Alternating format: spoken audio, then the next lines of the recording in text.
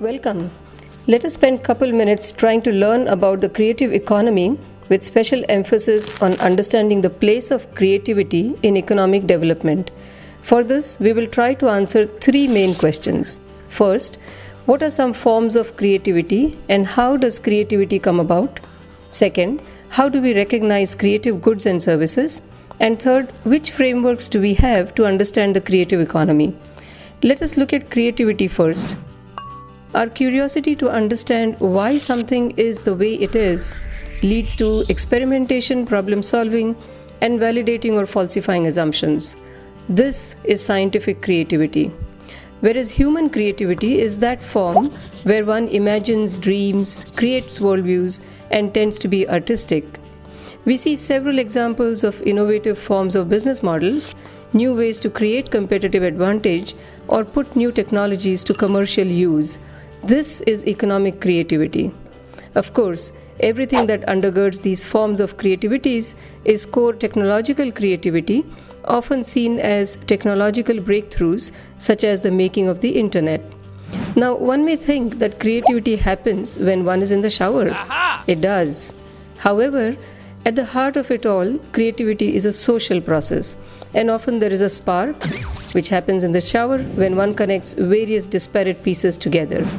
In either case, creativity is manifested at the intersection of four forms of capital. Human capital, that's our education, job training; social capital, through our networks; cultural capital, with visible components such as the language we speak, how we dress, and rituals; and invisible components such as our belief systems; and institutional capital in the form of law, policies, and so on. A social process is in play with these forms of capital, and an output of the process is the many manifestations of creativity, one being the goods and services. So, what are some examples of creative goods and services?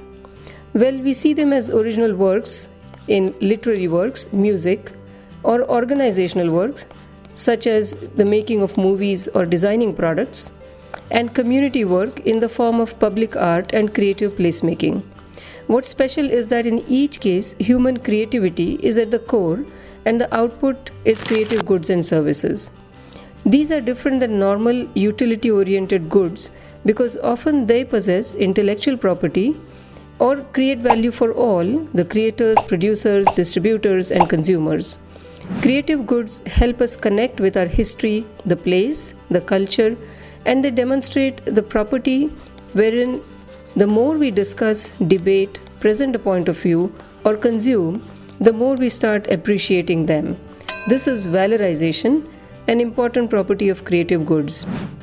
If creative goods are special, then how do we understand their contribution to the economy?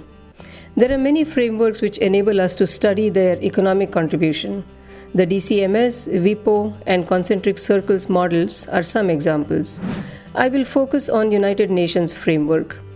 UN classifies the creative industries into 4 main segments and 9 sub-segments: cultural sites and expressions as the heritage industry, performing and visual arts as the arts industry segment, print and audiovisual media as the media segment, and finally design, creative services, and new media as the functional services segment.